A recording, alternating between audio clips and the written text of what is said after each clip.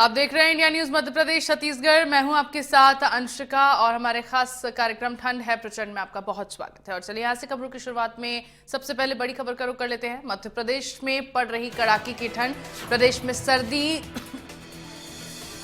Record तोड़ रही है, तापमान में भी गिरावट दर्ज की जा रही है।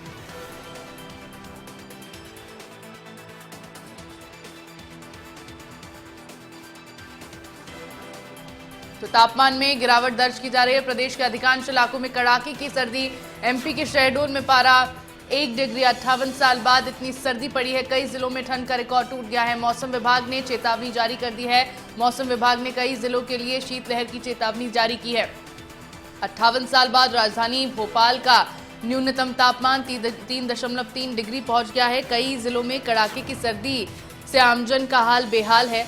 और पचमढ़ी में न्यूनतम पारा 1.6 डिग्री सेल्सियस, मंडला में 3 डिग्री सेल्सियस है, उमरिया में 3 डिग्री है, नौगांव में 3.8 डिग्री है, भोपाल में 4 डिग्री, खजुराहो में 4.4 डिग्री, ग्वालियर में 5 डिग्री, टीकमगढ़ में 5 डिग्री, रायसेन में 5.5 डिग्री तापमान है। पहाड़ों से आ रही सर्द हवाओं के कारण पारा गिर गया है।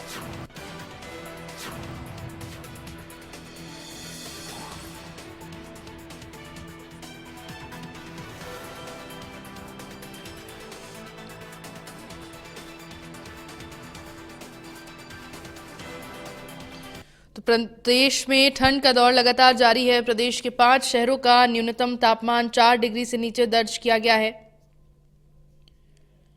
शीतलहर का अलर्ट जारी किया गया।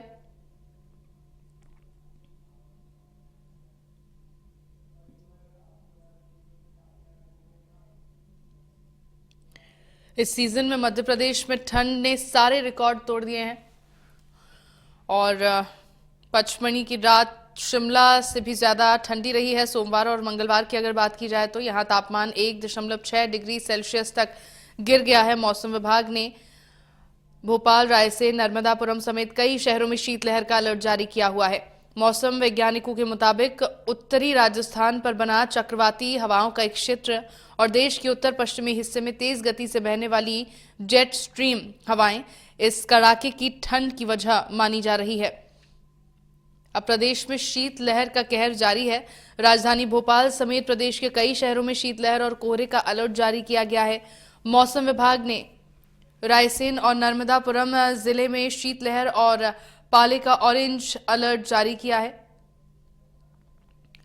प्रदेश के अन्य प्रमुख शहर सीहोर, विदिशा, शाजापुर, उमरिया और जबलपुर भी शीतलहर से प्रभावित होंगे।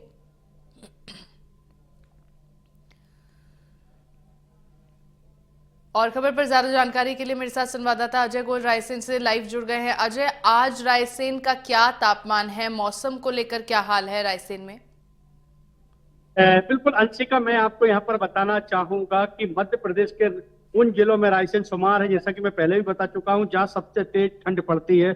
और रायसेन की अगर इस समय की बात करते हैं तो बीती रात की तापमान की बात करते हैं तो 5 डिग्री के आसपास तापमान है। लेकिन विगत 3 दिनों की बात करते हैं तो 3 दिनों से जो रात का तापमान था वो 3.8 डिग्री पर आ चुका था। शीतलहर की पूरी चपेट में रायसेन है।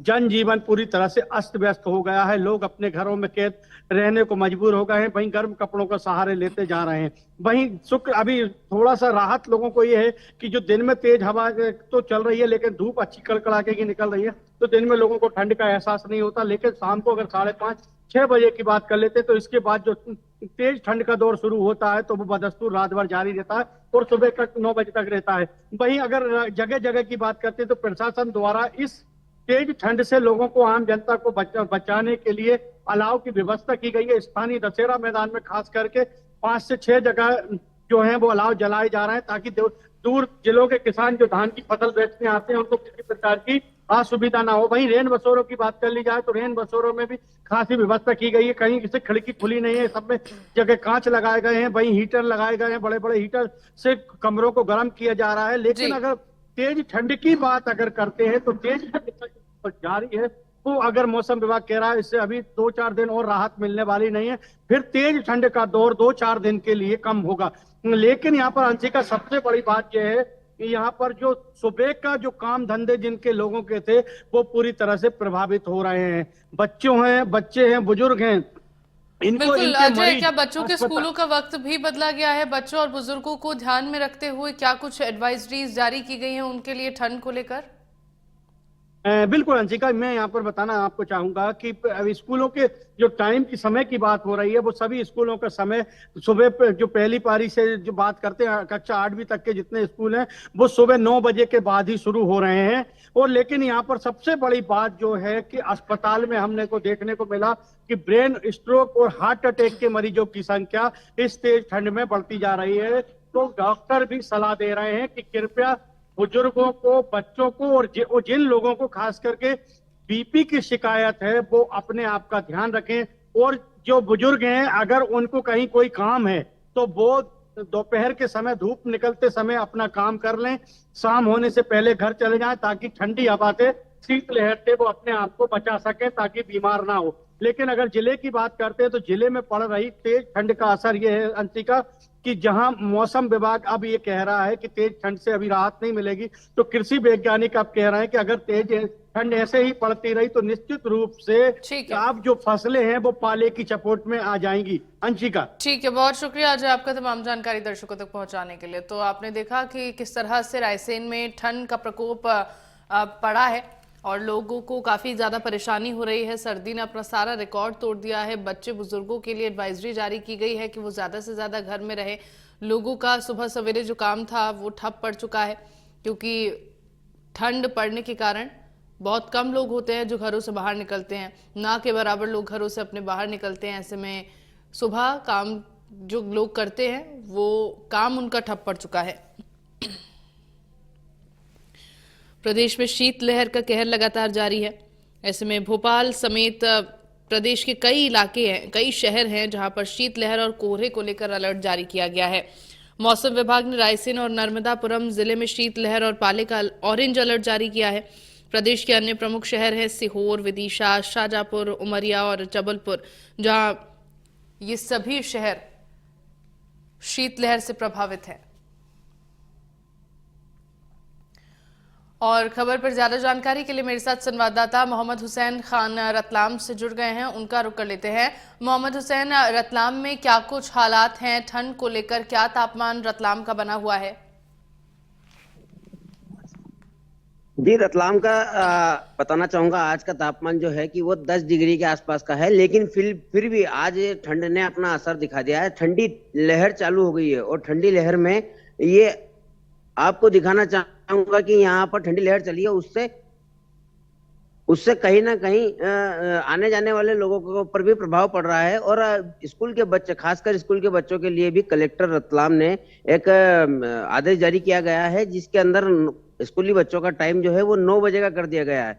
अभी ठंडी लहर चल गई है जिसमें आने जाने में लोगों को काफी समस्या का सामना करना पड़ रहा है। जी बिल्कुल, लोगों की रोजमर्रा की जिंदगी इससे काफी ज्यादा प्रभावित हुई है। ऐसे में ठंड इतनी ज्यादा है कि लोग अपने घरों से बाहर निकलना पसंद नहीं कर रहे हैं। बच्चों के लिए भी काफी ज्यादा ये मुश्किल वक्त होता है ठंड का समय। किसानों को लेकर क्या अपडेट है? किसान क्या कुछ कह रहे हैं? ठंड जिस तरह से बढ़ रही है, फसलों को क्या उनके नुकसान पहुंचेगा या फायदा पहुंचेगा?